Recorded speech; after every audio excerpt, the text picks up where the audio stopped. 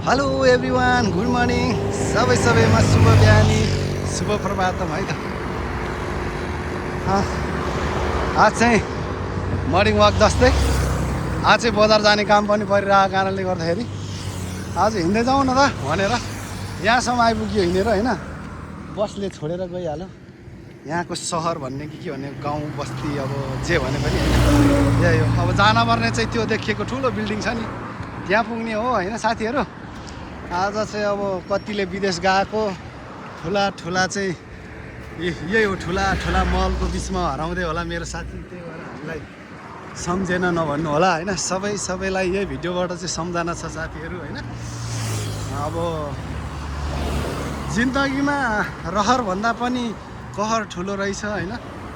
र मलाई पनि रहर थिएन कि त्यो देखेको बिल्डिङ छ नि साथीहरू, त्यो चाहिँ अब हल्का बजार पर्छ होइन हो।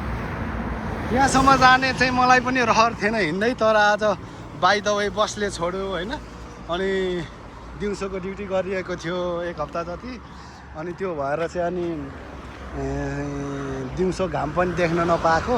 आज चाहिँ हिँड्दै जाउँ कस्तो हुँदो रहेछ सो भनेर चाहिँ हिँड्दै यहाँसम्म आयो। समथिङ 3 किलोमिटर हिँडिसक्यो। जुन त टावर छ नि साथीहरू, त्यसको उतापट्टि हो मेरो बसाइ चाहिँ होइन। त्यस्तो जङ्गलभित्र बस्नुपर्छ। त्यो त धेरै सहर जस्तो ठाउँमा आइछु कि जस्तो लागेर मलाई, त्यही भएर एउटा भिडियो बनाउन मन लाग्यो।